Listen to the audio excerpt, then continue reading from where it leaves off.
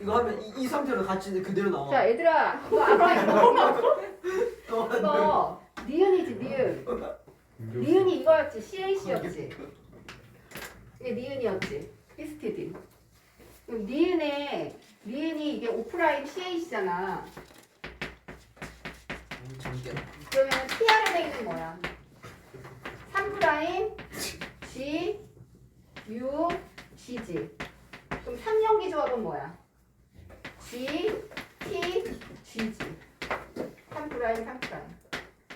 그러니까 그러니까 3연기 조합이랑 tRNA랑 서열이 같은 거야. 방향도 똑같고. 그리고 코도는 tRNA랑 그 3연기 조합이랑 반대. 방향도 반대고. 항상 안티패러렐이야. 안티패러렐이 뭐야? 역평행 구조. 그치? 주형, 비주형도 역평행 구조야. 알겠지? 다 됐다. 이제 생태계 펴.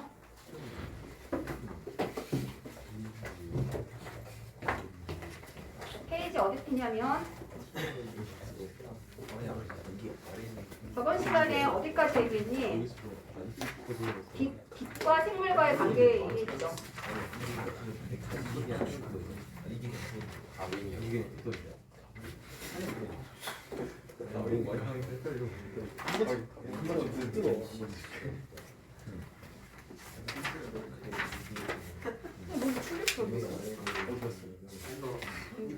왜 이러고 있어?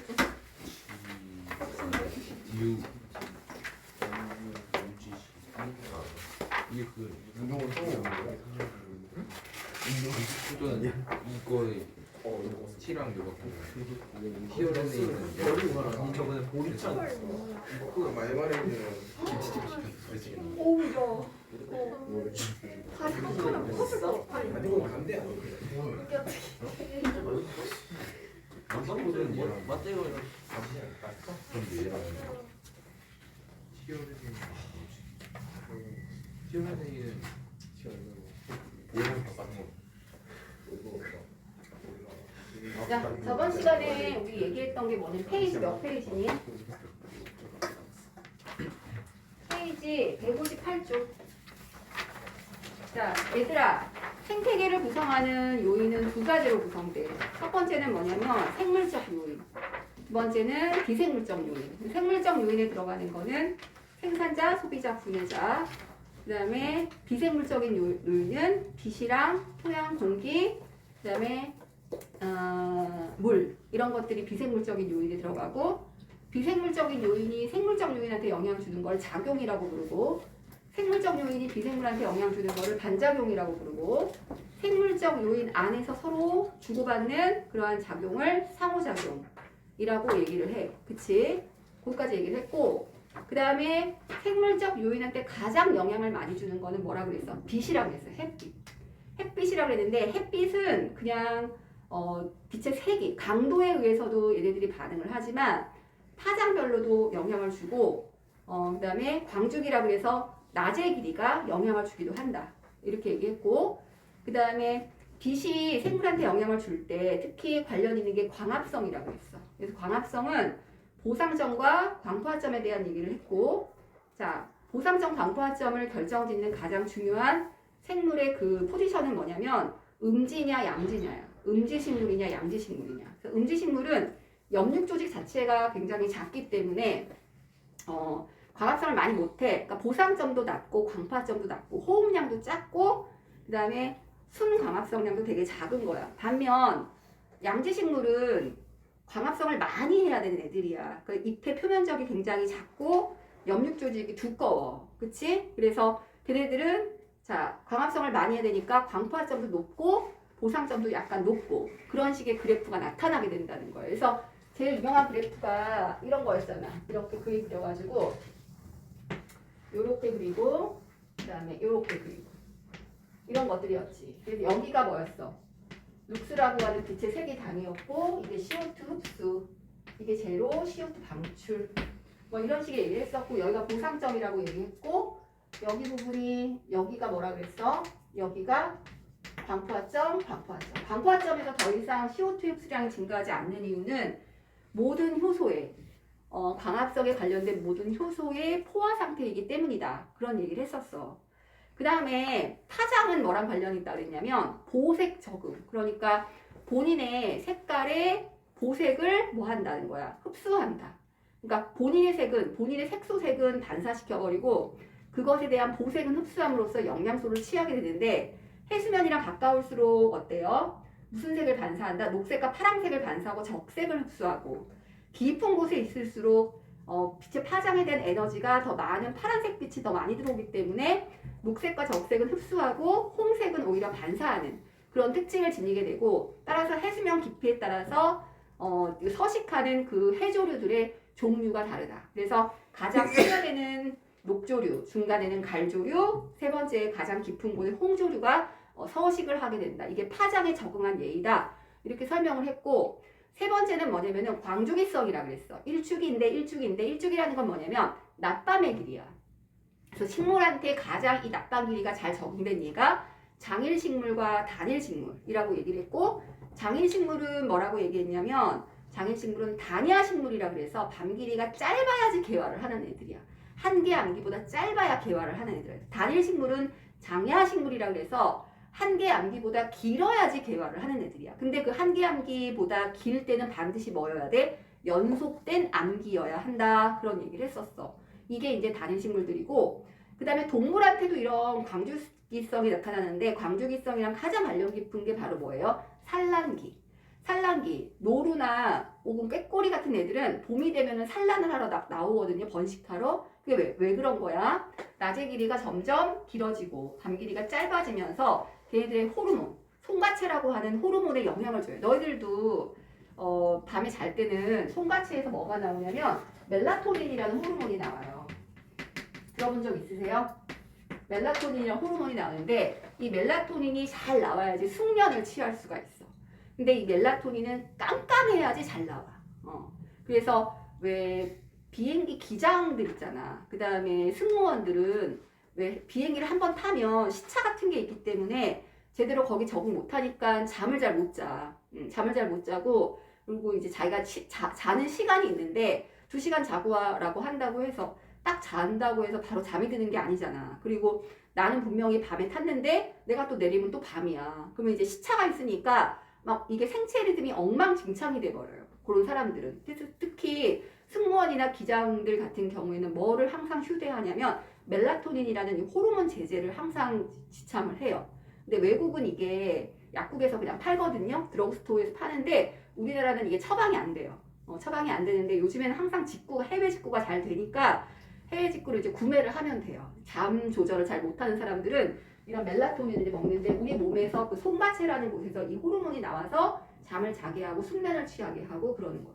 근데 얘는 또 이렇게 환해지잖아 주변이. 그러면 빛이 들어오는 구멍이 눈밖에 없잖아. 눈을 통해서 이제 빛이 들어오게 되면 멜라토닌 양이 또 줄어들게 되는 거죠. 그래서 낮밤이 이렇게 생기면서 밤이 되면 졸리고 낮이 되면은 뭐 개운하고 뭐 이런 증상들이 이런 호르몬들 때문인데 동물한테도 이런 게 있어. 그래서 산란이랑 주로 관련이 있다. 그렇게 이제 알아두시면 되고 그 다음에 또 비생물적인 요소 중에 영향을 주는 게 또 하나가 뭐가 있냐면 온도가 있어. 온도. 빛이랑 온도는 구별을 하셔야 돼요. 빛이라는 거는 햇빛, 그 색이, 파장 이런 것들이지만 온도라는 건 뭐냐면 뜨거운 거, 차가운 거에 대한 정도란 말이야. 그치? 그래서 특히 이제 보리 같은 애들은 겨울에 파종을 해요. 그러니까 가을이 되면 파종을 하고 겨울 내내 키운 다음에 보릿고개라고 하죠. 2월, 3월 정도에 걔네들을 이제 수확을 한단 말이야. 근데 이 보리 같은 경우에는 자, 낮의 길이가 짧고 밤의 길이가 긴 거랑 관련도 있지만 온도랑도 상관이 있어. 그래서 이걸 뭐라고 하냐면 춘화 현상이라고 해서 그해 겨울이 굉장히 추웠다. 그럼 보리 농사가 엄청 잘 돼요. 근데 그해 겨울이 유난히 더웠어. 유난히 안 추웠어. 눈도 잘 안 오고. 그럼 보리 농사가 망해요.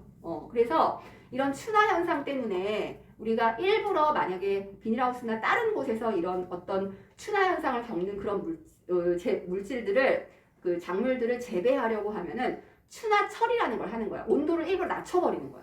온도를 일부러 낮춰서 걔네들의 수확량을 올릴 수 있어. 온도랑도 상관이 있고 동물한테는 이런 온도가 영향을 주려면 어떤 게 있냐면 겨울잠.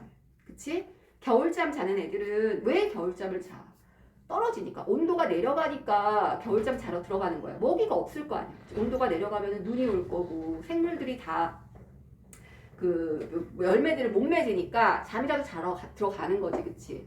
그래서 겨울잠이랑도 관련 있고 또 그 곤충들한테는 뭐랑 관련이 있냐면 액티손이라고 하는 호르몬이 나오는데 이 호르몬의 분비량이 많을수록 몸이 커지고 그다음에 나비의 날개도 굉장히 화려하게 돼요. 그래서 호랑나비 같은 경우에 봄형이 있고 여름형이 있는데 여름형이 훨씬 더 크거든. 이런 것도 온도랑 관련이 있다라고 보시면 되겠죠.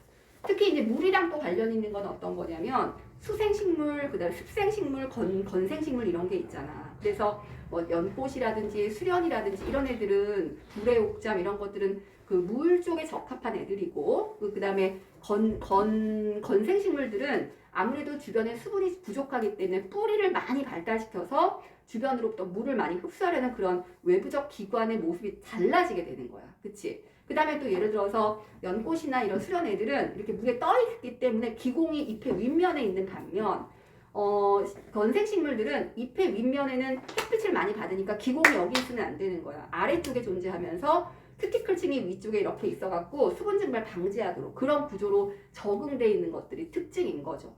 그러니까 이런 게 이제 온도가 영향을 주는 케이스가 되는 거야. 반대로 반작용 같은 경우에는 뭐냐면 그 식물이 혹은 그 생물들이 환경한테 영향을 주는 거니까 나무를 많이 심으면 공기가 굉장히 좋아진다. 뭐 이런 게 이제 반작용이 되는 거지. 지렁이를 토양에 놔두면은 토양이 비옥해져. 그럼 지렁이라는 생물질 때문에 지렁이가 흙을 먹거든요. 그럼 흙을 먹어서 똥을 싸면은 그게 굉장히 비옥한 그 성분이 되는 거야. 그래서 그런 것도 이제 반작용이다라고 볼 수가 있는 거죠.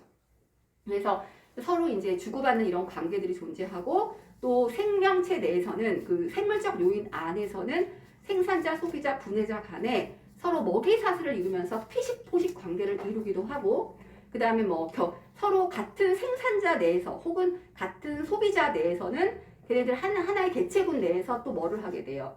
개체군 내에서도 서로 경쟁을 한다든지 텃세를 부린다든지 이런 작동들을 하면서 서로 상호작용을 하게 된다라는 얘기가 되는 거야. 우리는 보통 생물적 요인, 요 전체를 뭐라고도 부르냐면 군집이라고도 불러. 군집. 이게 하나가 이게 생태계잖아. 그러면은 이게 비생물적 요인이고 이게 생물적 요인이라고 했을 때 생산자, 소비자, 분해자 이렇게 있잖아. 그치? 그러면은 이거를 군집이라고 표현해. 군집. 군집이라고 표현하고 비생물적 요인. 이거 전체를 생태계라고 표현하는 거야. 생태계 이렇게 표현한다. 이렇게 알아두시면 되는 거죠. 이 정도 얘기하면 다 된 것 같아요. 그래서 쭉 설명을 했고 특히 이제 상록수 같은 애들은 상록수가 뭐야? 매일매일 푸르른 나무를 상록수라고 하죠. 그래서 이파리가 보통은 겨울이 되면은 가을 때 보통 낙엽이 진다든지 단풍이 지게 돼요. 낙엽이나 단풍 지는 것도 온도랑 관련이 있어. 그래서 낙엽은 뭐냐면은 이렇게 이파리가 이렇게 있으면 여기 가지가 있잖아. 근데 이쪽을 따라서 이렇게 그 인맥이 있잖아요. 인맥이 물관 그다음에 물관이랑 채관이랑 이렇게 두 가지가 있는데 걔네들이 온도가 내려가면은 가지가 달린 쪽이랑 이파리가 달린 쪽에 떨켜라는 데가 있어서 떨켜 부분이 세포가 썩어요. 온도가 내려가면. 그러면 이제 그 물관 채관이 딱 막히면서 이파리만 똑하고 아래로 떨어지는 게 낙엽이고 그 다음에 단풍은 뭐냐면은 그 나뭇잎이 가지고 있는 색소가 여러 개야. 엽록소도 있고 엽록소도 있고 안토시아닌도 있고 그 다음에 뭐 잔토필도 있고 막 이런데 여러 색소들 중에서 엽록소부터 먼저 파괴가 돼요. 파괴가 되고 나머지가 남는 거지. 그래서 잔토필은 뭐 예를 들면은 노란색이고 그 다음에 클로로필 같은 잔토필이라든지 다른 안토시아닌 이런 색소들은 빨간색이거나 노란색인데 그런 색소만 남게 되면서 이제 울긋불긋해지는 거죠. 그런 게 이제 뭐냐면은 온도랑 관련이 있는 거고 또 하나는 뭐냐면은 상록수들은 잎을 떨구지 않아. 대신에 본인이 갖고 있는 수액의 농도를 조절하는 거야. 그래서 온도가 내려가는 겨울이 되면은 삼투압을 올려요. 삼투압을 올려서 더 진하게 만들면 어느 점이 내려가기 때문에 물이 잘 얼지 않으니까 녹말량은 줄어들고 포도당량은 늘어나면서 얘들이 이제 농도가 진해지면서 본인이 외부의 환경에 의해서 얼지 않도록 자기 몸을 조절하는 그런 방식으로 적응을 하고 있다. 이렇게 보시면 되는 거예요. 됐죠? 이게 다예요. 그쵸? 그 다음에 이제 어디 피냐면 자, 물질의 생산과 소비에서 160페이지 펴보세요.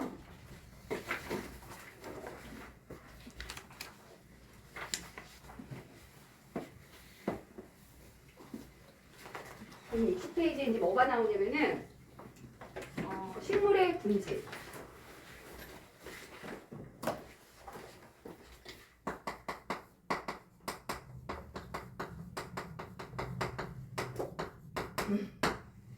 식물이 이제 이루는 그 군집의 여러 요소들에 대해서 지금 설명을 할 거야. 보통은 이제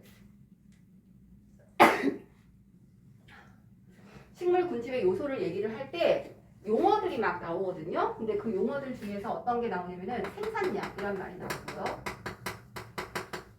그다음에 생장량이란 말이 나오고요. 그다음에 현존량이란 말이 나오고요. 생체량이란 말이 나오고요. 생물량이란 말이 나오고요. 이것만 구분하면 되거든. 일단 생산량이라는 거는 보통 이제 두 가지를 얘기해. 총생산량, 그다음에 순생산량. 자, 이런 거 언급할 때 이 얘기를 하고요. 현존량, 생체량, 생물량은 다 똑같은 말이야. 이거는 건조 질량. 그러니까 수분을 쫙 뺀 있지. 수분을 쫙 뺀 그 식물들의 그 전체 질량 값을 얘기하는 거야. 생장량은 뭐냐면 얘가 얼마나 잘 광합성을 잘하고 있는가.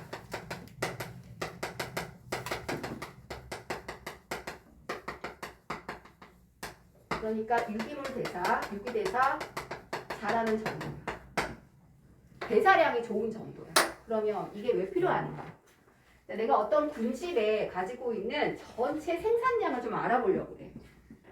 그러면 걔네들 전체 생산량을, 생산자의 생산량을 이렇게 막대기 그래프로 하나 그렸다라고 치자고. 그러면은 얘네들은 뭐로 나뉘냐면 일단 살려면 호흡을 해야 되겠죠. 그리고 호흡량이라고. 그리고 나머지는 뺀 거니까 우리 아까 그래프에서 이렇게 그림 그리면 이거 뭐라 그랬어? 호흡량이라고 그랬지. 이만큼 뭐야?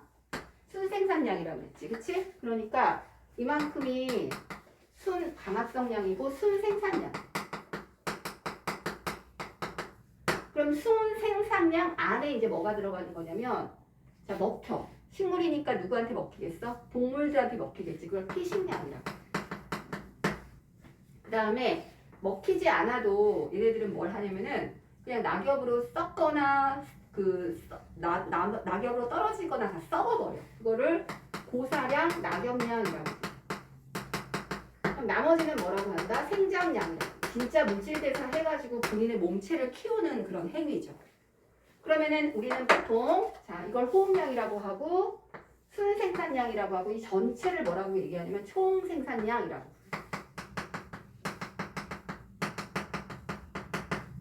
이게 식물이 가지는 전체 에너지 값이야. 얘가 걔네들이 가지는 생산량을 얘기하는 거야. 그럼 피식 당하면 이 생산자는 어디로 가냐면은 소비자한테 가. 1차 소비자한테 가는 거야. 이게 1차 소비자의 피식량이자 1차 소비자의 동화량이라고 볼 수가 있겠죠. 이거를 다 흡수해서 얘네들이 이제 만들어 놓은 거야. 그럼 얘네들도 뭐가 있겠어? 호흡량이 있겠지. 그 다음에 피식. 얘네들 또 피식 당할 거 아니야. 그치? 그리고 고사 낙엽은 고사라기보다는 얘네들은 피식 당하고 사체, 대사. 그 다음에 이거는 마지막은 생장. 이럴 수 있다. 이렇게 움직여가는 거야. 다음 단계로 영양 단계가 하위 단계에서 상위 단계로 움직여가는 거거든. 따라서 이제 우리는 이런 얘기를 할 수가 있는데 이 생장량에 대한 얘기를 하려고 지금 내가 이 그래프를 그렸어요. 이 생장량이 뭐냐면 지금 이 식물은요 순생산량 안에 생장량이 이만큼이에요. 근데 어떤 또 식물들은요 생장량이 이거보다 더 작을 수 있고요. 또 어떤 애들은 더 클 수도 있어요. 이게 뭔 소리냐면은 예를 들어서 하나의 군집이 존재해. 군집이라는 것은 숲으로 생각하시면 돼요. 숲으로 생각하시면 되는데요. 너네들 제주도 가봤지? 제주도의 중심 부근에 한라산이 있고 한라산에서 용암이 탁 터져갖고 나왔을 때 용암대지를 만들면서 다 이제 용암으로 다 뒤덮였다가 걔네들이 지으르를 이루면서 초본이 됐다가 그 다음에 양수림을 이루고 호남림을 이루고 이제 음수림이 되면서 이렇게 숲을 막 만들었거든. 그 숲들이 만들어졌을 때 그걸 이제 군집이라고 표현한다면, 군집이라고 표현한다면 맨 처음 신석기 시대가 아니라 신생대 시대 때 한라산이 땅 하고 만들어졌을 때는 한라산이 지금 뭐밖에 없었어. 용암이야, 다 용암이야. 근데 조금 시간이 흘러가지고 이제 초본이 막 있어. 그 다음에 관목림이 막 생겨. 그 다음에 양수림이 막 생겨. 계속해서 이제 숲이 변화해 가는 거야. 변화해 나갈 때, 자 예를 들어서 청년기, 숲의 청년기, 태어난 이후부터 청년기까지는 이제 나무들이 막 생기기 시작할 때거든. 그러면 그런 애들은 뭐가 훨씬 많을까? 생장량이 엄청 많은 거야. 광합성을 막 열라하는 거야. 하지만 진짜 지금 현재 쌓인 뭐는 없는 거야. 이런 현존량이나 생체량, 생물량은 좀 부족하겠지, 그치? 근데 얘네들이 이제 중년기로 접어들어가. 그래갖고 막 호남림도 생기고 양수림도 막 생겨. 나무가 막 생기는 거야. 그럼 그때는 어떻게 되냐면, 이게 중년기라고 할게. 중년기에 딱 접어들면은 오히려 이제 생장량이 조금 줄면서 뭐는 늘어나기 시작하는 거야. 이런 현존량은 막 더, 왜냐면 앞에 있었던 현존량이 누적되는 거니까 계속 증가를 하기 시작하는 거야. 그리고 마지막에 이제 노년기로 접어들면 완전히 어디로 가는 거야? 음수림으로 가는 거거든? 음수림만 생겨요. 그러니까 햇빛 없어도 잘 자라는 고사리라든지 등나무라든지 참나무라든지 막 이런 게 엄청 많이 만들어져요. 그런 애들은 뭐냐면은 생장을 거의 안 해. 늙었으니까. 생장은 거의 안 하고 현재 쌓아져 있는 그 현존량은 점점 많아졌을 테고, 그 다음에 이거는 작아졌을 테고, 그치? 그래서 음수림 단계를 우리가 극상이라고 얘기하는데, 극상 상태에 딱 오게 되면은 생장량은 굉장히 줄어들게 되는 거야. 오히려 생장량이 높은 부분은 어디야? 최창기, 초창기 때 훨씬 많은 거야. 그래서 숲 하나가 완성되면서 계속해서 뭐가 바뀌어가냐면요, 우종정이라고 하는 그 군집을 이루는 가장 우세한 종을 우종종이라고 하는데, 우세한 종이 계속 변해나가요. 처음에는 지을이었다가, 그 다음엔 초본이었다가, 그 다음엔 관목이었다가, 그 다음에는 양수림이었다가, 그 다음엔 호남림이었다가, 그 다음에 음수림이었다가, 이렇게 자꾸 변해나가거든요. 지금 현재는 제주도는요, 극상 상태예요. 극상이라는 건 올 때까지 왔다는 얘기야. 그래서 거기서 다시 회귀하지 않아요. 산불이 난다든지 그러지 않는 이상 다시 회귀하지 않고 극상을 계속 이루면서 생장량은 작아지면서 저 현존량은 계속 증가를 하는 거지. 현존량은 계속 쌓이는 거니까. 그치? 그런 식으로 생물량을 변화시키고 있는 것. 이것을 이제 우리가 그래프로 이렇게 나타낼 수가 있다라는 얘기인 거지. 따라서 총 생산량 안에는 뭐가 들어가? 순생산과 호흡량이 들어가지만 1차 소비자의 호흡량에는 뭐는 들어가지 않아? 생산자의 호흡량 같은 거는 들어가지 않는 거야. 그치? 그래프를 보시면 무슨 말 하는지 알겠죠? 이런 얘기를 하고 싶었고, 그 다음에 그래서 이런 용어들을 정리해 놓으시면 되고요. 그리고 두 번째는 뭐냐면요, 물질과 에너지의 순환과 흐름이에요. 이거 지울게.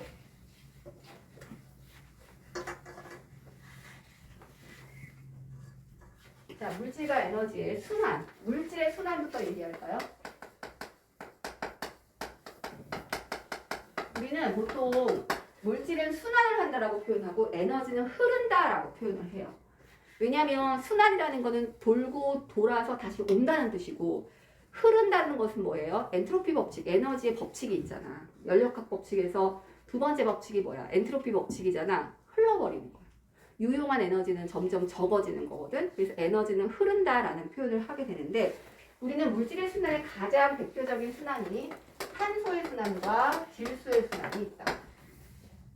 탄소의 순환과 질소의 순환이 있는데, 탄소의 순환은 어떤 거냐면은, 자, 공기 중에 있는 CO2가 생산자한테 갈 때는 자, 어떤 형태로?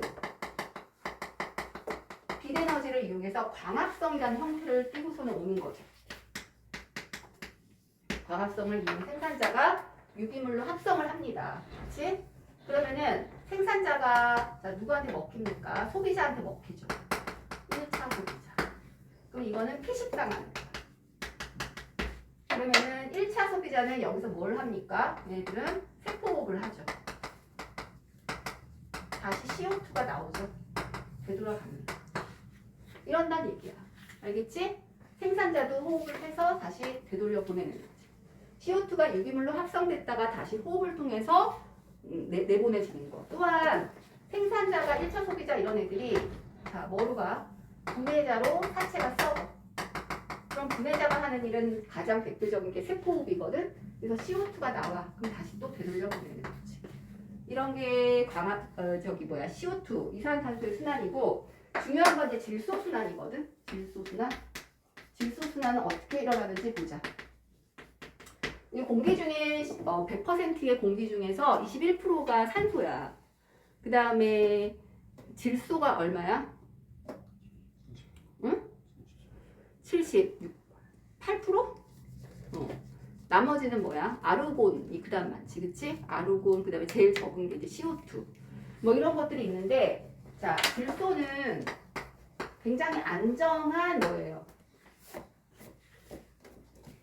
저기 뭐예요? 분자야, 분자. 그래서 얘네들은 자, 이렇게 돼 있지. 3중 공유결합을 하고 있어.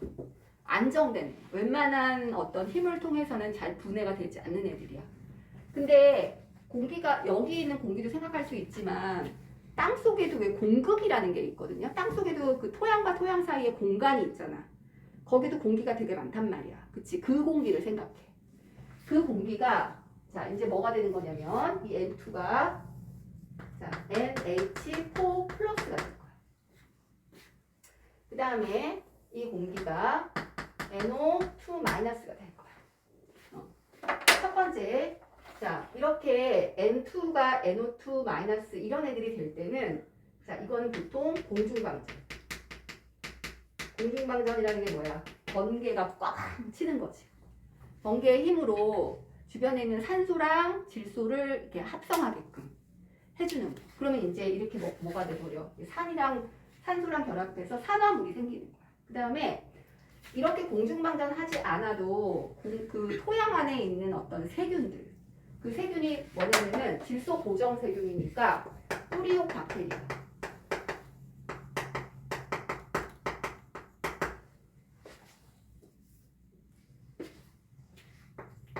그 다음에 아조토박터. 이런 세균이거든. 뿌리옥박테리아는 보통 콩가식물의 뿌리 쪽에 사는 세균들 중에 하나예요. 그런 세균들이 공극에 있는 N2를 자 NH4 플러스로 바꿉니다. 이걸 뭐라고 하냐면 질소 고정이다라고 얘기해요. 질소 고정이라고 얘기해요. 질소 고정. 질소 고정을 통해서 자 이런 암모니움 이온이 돼요. 그러니까 이제 분자가 이온이 되버린 거야. 하나는 뭐예요? 공중방전을 통해서. 그치?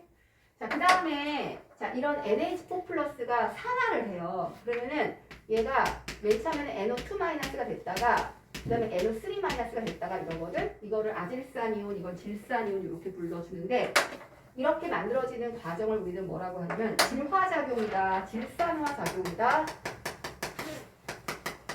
혹은 질화작용이다 라고 얘기를 해요. 질산화, 질화라고 얘기하는데 이때도 세균이 사용됩니다. 어떤 세균들이냐면 아질산 세균이나 질산 세균, 아질산 세균이나 질화 세균 이런 것들에 의해서 이렇게 만들어집니다. 됐지?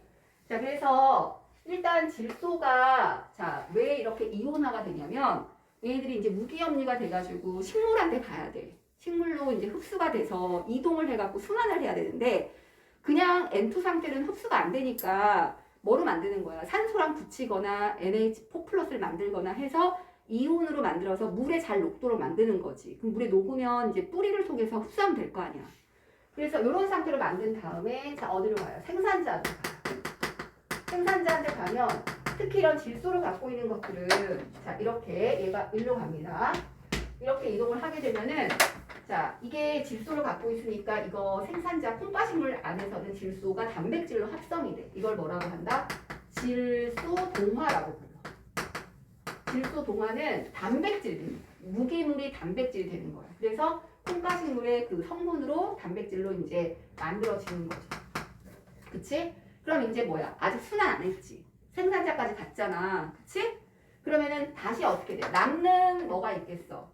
남는 이런 NO2라든지 NH4+가 이런 게 있을 거 아니야. 그치? 그런 애들이 다시 공기 중으로 돌아가야 돼. 얘네들이 만들어졌는데 이렇게 다시 돌아가야 돼. 이런 애들이 이렇게 만들어서 돌아가야 돼. 그 다음에 생산자가 이제 사체가 돼버리면 뭐가 돼? 분해자한테 가거든? 그 분해자가 다시 또 그 단백질들을 다시 뭐로 바꿔요? 이런 것들로 바꾸는 거죠. 그러면 이제 이온이 돼가지고 다시 N2로 돌아갈 때는 우리는 이걸 뭐라고 부른다? 탈질소 세균이 이런 일을 하는 거야. 탈질소 세균. 다시 N2로 돌아가면서 순환을 하게 된다.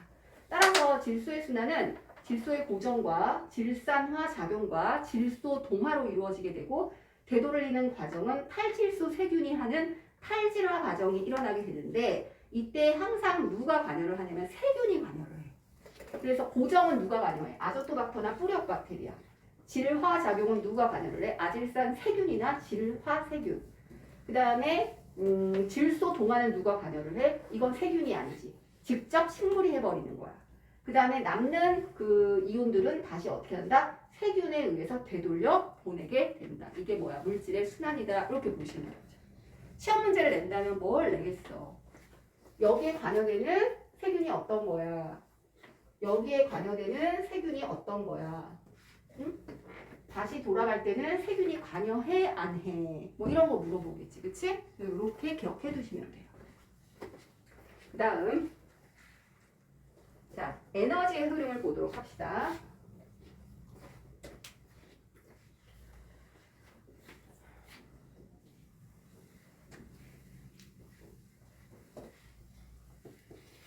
에너지의 흐름 뭐냐?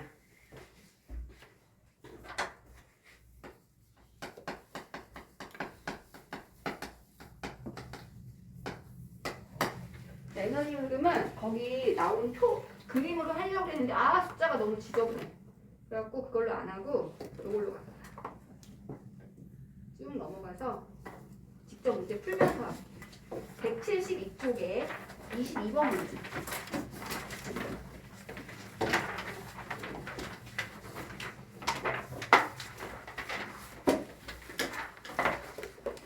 자, 그림은 어떤 안정된 생태계에서 일어나는 에너지의 흐름이다. 가나다는 이 생태계의 생물 요소이며 에너지량은 상대값으로 나타낸 것이다. 자, 빛 에너지가 얼마냐면은 빛 에너지가 10만. 그 다음에 열 에너지가 9만. 그리고 남는 에너지가 이동해서 생산자한테 간 거죠. 생산자가 받은 에너지를 5,500을 열 에너지로 내보내고 호흡한 거야. 그 다음에 사체는 썩어서 분해자한테 3,500이 갔어요. 그리고 남는 에너지가 다시 2차 소비자한테 간 거예요. 1차 소비자한테 간 거죠. 1차 소비자한테 가서 나머지 600은 호흡으로, 200은 사체로, 그리고 남는 에너지가 2차 소비자한테 간 거죠. 그래서 남는 열은 150. 남는 에너지가 50이 분해자한테 간 거죠. 그리고 분해자한테 간 거지. 자, 이거 뭘 구하라는 거냐면은 일단 에너지 효율을 구할 건데 에너지 효율은 어떻게 구하는 거냐면은 특정 영양 단계에서 에너지 효율은 전 단계의 에너지량 분의 현 단계의 에너지량 곱하기 100이야. 알겠지? 예를 들어서 내가 생산자인데 생산자의 효율이 얼마냐? 얘가 빛 에너지를 얼만큼 사용해서 효율을 보였느냐? 이런 걸 물어볼 때 빛을 10만을 받았어. 근데 내가 갖고 있는 지금 현재 에너지량이 만이야. 그럼 10만 분의 만 곱하기 100 이렇게 되는 거야.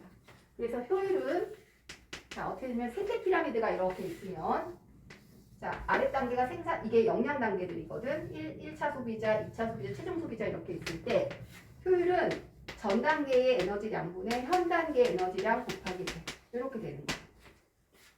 그럼 물질이 어떻게 이동했는지 한번 체크를 해보도록 할까요? 자 여기 보시면 빛 에너지가 10만이 들어왔는데 자 이게 지금 뭐라 그랬어? 안정된 생태계라고 했잖아. 안정된 생태계. 안정된 생태계는 모든 에너지의 값이 이익과 이출이 똑같은 거야. 이익은 뭐 100이 됐는데 이출이 뭐 90이 나가고 이런 거 아니고 100만큼 들어왔으면 100만큼 나가야 돼. 이런 식으로 이게 합산이 맞아야 되는 거야. 안정된 생태계라는 것은. 자, 그러면 10만에서 9만이니까는 나머지 만이 생산자한테 간 거지. 그럼 만 중에서 5,500과 3,500이 분해자한테 사채로 써본 거고, 이거는 호흡해가지고 날아간 거니까 나머지가 얼마야? 5,500, 3,500이니까 1,000이 되겠죠. 1,000이 되겠죠. 그 1,000 중에서 600과 200이니까는 800이니까 200이 최종 소비자한테 간 거지. 그럼 200 중에서 얘는 나머지로 가는 게 없으니까 150과 50이 된 거거든. 그럼 각각의 효율은 얘는 얼마라고 얘기하면 되는 거야? 생산자는 10만 분의 만이고, 얘는 전 단계니까 만 분의 1000. 그치? 얘는 얼마야? 1000분의 200. 이렇게 되거든. 그럼 퍼센티지로 따지면 공 3개 지우니까 얼마가 나와? 10분의 1가 0.1. 그치? 0.1이면은 10%잖아. 10%. 얘도 얼마야? 지우면 얘도 10%네. 그럼 얘는 얼마야? 0.20%. 자, 이걸 보면 효율은 얘는 똑같지만 어쨌든 윗단계로 올라갈수록 효율은 어떻게 돼? 점점 커져. 하지만 에너지량은 어떻게 되고 있어? 상위 단계로 갈수록, 상위 영양 단계로 갈수록 에너지량은 줄고 있지. 그래서 뭐가 형성되는 거야? 이런 피라미드가 형성돼. 피라미드는 항상 아래쪽 하위 단계가 생산자고 소비자일 때, 자, 윗단계로 갈수록 어떻다? 에너지량은 적어지고 위로 올라갈수록 효율은 높아진다. 그게 특징인 거야.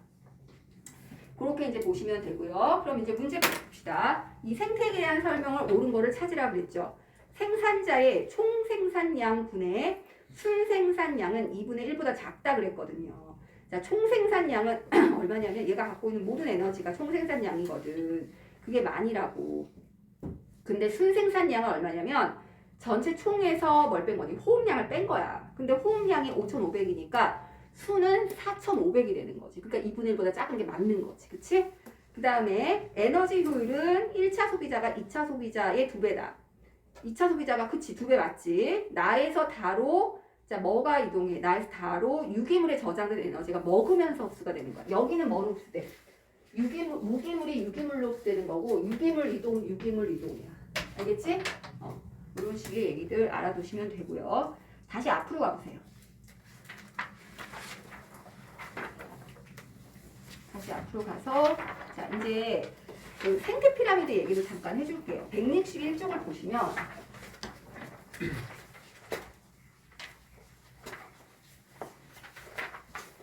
생태 피라미드 얘기가 나오거든.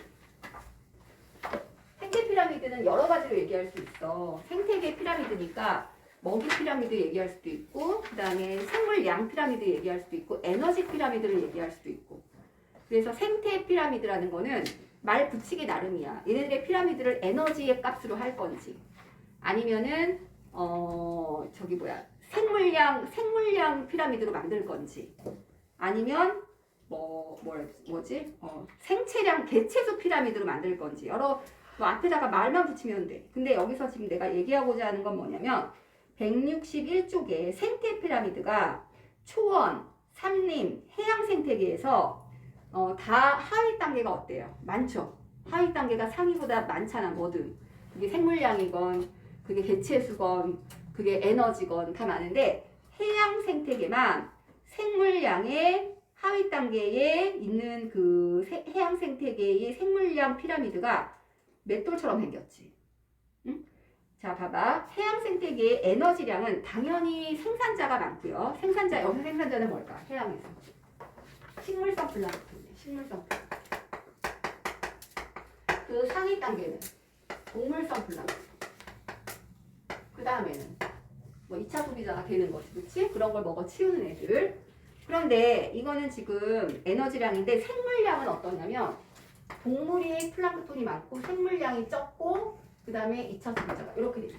이거는 생물량 피라미드고 그 다음에 이거는 에너지량 혹은 개체수 피라미드 이런 거. 생물량이 개체수라고 하면 안 되겠지. 에너지량. 왜 이럴까요? 이게 달라요 이게. 왜냐면은 이게 식물성 플랑크톤인데 식물성 플랑크톤은 그 라이프 사이클이 되게 짧아. 금방 죽고 금방 태어나고 금방 죽고 이런단 말이야. 그러니까 생물량 자체는 엄청 작은 거야. 마리수가 적다고 누구보다. 동물성 플랑크톤보다 작고 에너지량은 얘보다 많잖아 지금. 얘가 이거는 작은데 이건 크잖아. 이거 뭔 소리냐면 얘들은 짧은 대신에 자주 태어나고 죽고 자주 태어나고 죽고. 그러니까 에너지량으로 따지면은 얘보다는 많아. 그래서 생물량 다시 말해 이게 개체수랑 똑같은 거잖아요. 그쵸? 그 수치가 어떻다? 자, 동물성 플랑크톤보다 훨씬 양이 적다. 이렇게 알아두시면 돼요. 자, 그 다음에 이제 뭐냐면 생태평형은 뭐냐라는 거죠. 생태평형.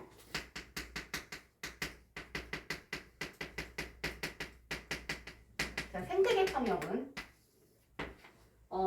피라미드를 이루고 있는 개체들에서 먹이 어떤 특정 먹이 지위를 갖고 있는 애들 중에서 특정 수의 피식자나 포식자의 수가 늘어나더라도 종국에는 다시 회복된다는 거예요. 예를 들어서 얘가 생산자고 얘가 1차, 2차, 3차 소비자면 1차 소비자가 어느 시점에 갑자기 과잉 생산이 됐어. 아니면 이제 이입이 된 거야. 다른 데서 들어온 거지. 그러면 얘가 늘어나게 되면은 자, 얘가 늘어나면 얘는 줄어들어. 그치? 우리가 얘를 먹으니까. 그럼 얘는 늘어났잖아? 그러니까 얘는 또 어떻게 되겠어? 같이 늘어나겠지. 그럼 같이 늘어나겠지. 그치? 그럼 다시 어떻게 돼? 얘가 줄었기 때문에 얘네들이 먹을 것이 부족하니까 다시 회복되는 거야. 오는 거죠. 그럼 얘도 줄고 다시 줄어들어. 그래서 회복이 된다. 이걸 뭐라고 부른다? 생태계 평형이다 라고 부른다는 거죠. 그 다음에 쭉 넘어가서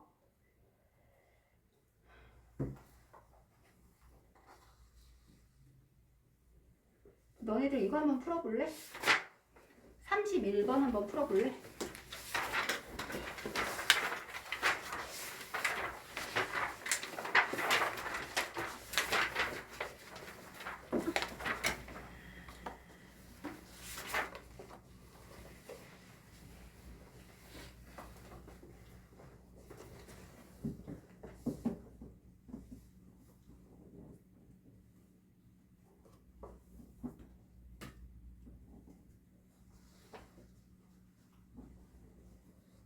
저번 시간에 서식지 단편화 막 이런 거 얘기했니?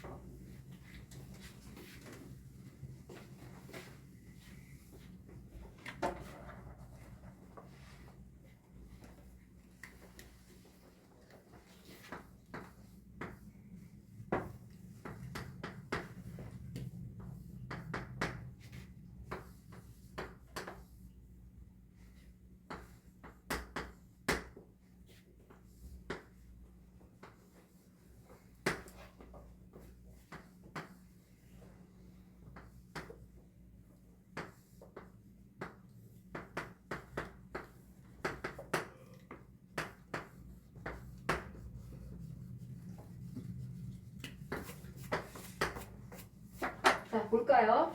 그림은 어떤 평형 상태의 안정된 생태계. 안정된 생태는 이익과 이축의 에너지량이 똑같다는 뜻이야. 에너지량을 상대값으로 나타낸 것이고 분해자, 생산자, 소비자다.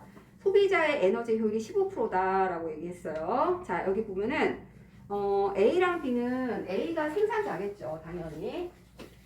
그 다음에 B가 소비자겠죠. 소비자인데, 자, 지금 기억이 얼마인지를 모르고, 그 다음에 분해자가 이제 사체 배설물이 이제 분해자한테 갈 거고, A, B, C, C가 분해자일 거고, C가 분해자, B가 소비자. 이렇게 되는 거죠. 자, 그러면 우리가 이거를 이제 15%라는 값이 얘를 기준으로 한 거잖아. 소비자 기준으로 한 거잖아. 그치? 그러면 소비자 현 단계 에너지량을 우리가 X라고 하자. 얘한테서 받은 거. X라고 하고 얘가 이제 X를 준 거야. 그러면은 그 전 단계는 얼마가 되는 거냐면 요거 합친 게 얘가 갖고 있는 에너지잖아. 그치? 그러니까 X 더하기 17 곱하기 100을 한 게 15% 이렇게 해서 시간을 만들면 되는 거죠. 그러면 X 값이 얼마가 나오냐면은 X가 3이 나와. X가 3이 나오고 얘가 3이니까 이거 합치면 기억은 20이었다는 뜻이지. 그럼 이제 3 중에서 이제 2가 이동한 거니까 1이 이동한 거니까 누구한테 간 거야? 하체 배설물로 간 거잖아. 그럼 얘는 2로 열 에너지가 빠져나간 거겠지. 그러면 이제 사체 배설물 쪽에서는 얼마를 받은 거야? 7과 1과 그 다음에 1을 받으니까 얘가 9가 돼. 9가 되고 얘는 얼마가 돼? 다시 이쪽으로 열 에너지가 빠져나가거든요. 그러면은 1과 8이 빠져나가고 얘가 9가 돼버리는 거니까 물음표가 9면 되겠다. 그치? 그래서 자 A에서 B로 화학 에너지가 유기물의 형태로 이동한다 그랬어. 당연하죠. 먹는 거니까. 그 다음에 기억은 20이다 맞고 자 소비자한테서 방출되는 열 에너지는 얼마야? 2고 분해자한테서 방출되는 열 에너지는 8이야. 그러니까 4.5가 아니라 4.0이죠. 답은 3번 이렇게 된다. 알겠지?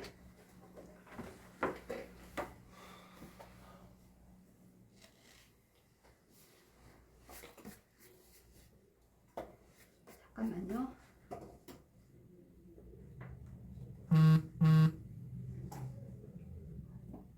너네 이거 봐봐. 너네 작년 문제가 옛날 문제가 이런 문제가 있잖아. 190 이렇게 나온다고. 190페이지. 그러니까 문제가 어려운 게 아니라 이렇게 뭔가 다양하게 알고 있니 이런 걸 물어. 4번 문제 봐요. 4번 보면 그림은 진핵세포에서 유전 정보의 발현 과정인데 이에 대한 설명으로 옳은 걸 찾으라 그랬거든요. 그러면 자 A는 펩타이드 결합 이건 맞잖아. 이건 알아. 자 가의 단계에서 교차를 통해 유전적 다양성이 증가한다. 이게 무슨 말이야? 이런 걸 모르는 거야 애들이. 그 교차라는 거는 언제 하는 거냐면 생식세포를 만들 때 상동 염색체가 접합을 하지. 그치?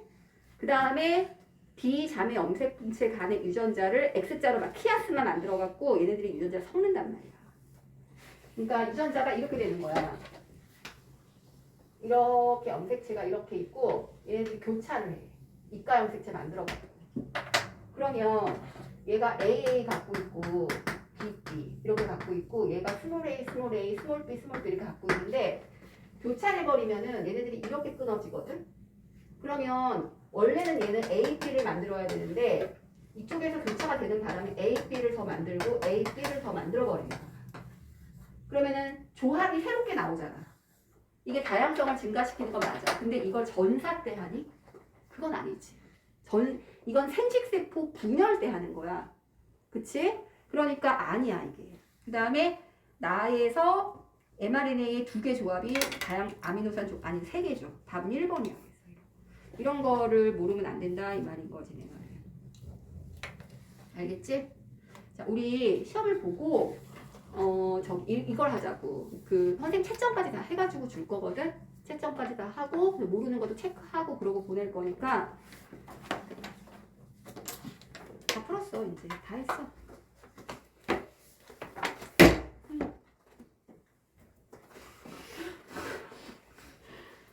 그런 거지. 59번 문제 잠깐 볼래? 59번? 이런 거 봐봐. 이런 게 뭐냐면 59번 그러니까 187쪽에 59번 이게 뭐랑 관련 있는 거냐면 그 주기적 변동이라는 게 있어. 생물들의 개체수가 주기적으로 변동을 해요. 어떤 요인에 의해서. 그러니까 이제 이것도 외부적 환경 요인인데 그 원인은 이제 이런 케이스는 온도야, 온도. 외부의 온도인데요.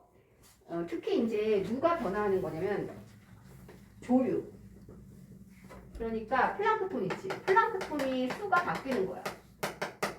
플랑크톤 수가 외부의 요인이 환경적 요인이 온도야.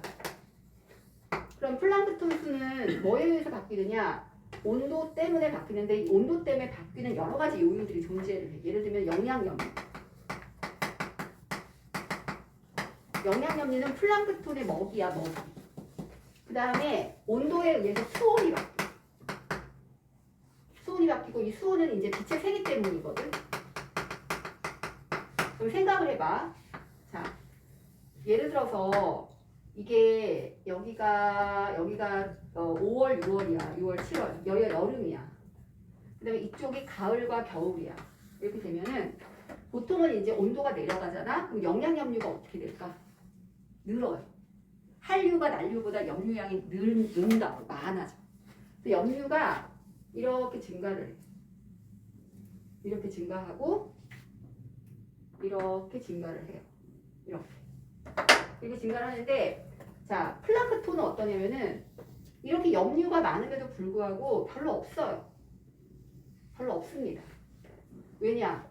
얘네들은 먹이에 의해서도 증가를 하지만 온도가 일단 높아야 돼. 그러니까 온도가 높지 않으니까는 겨울이니까 번식을 못하는 거야.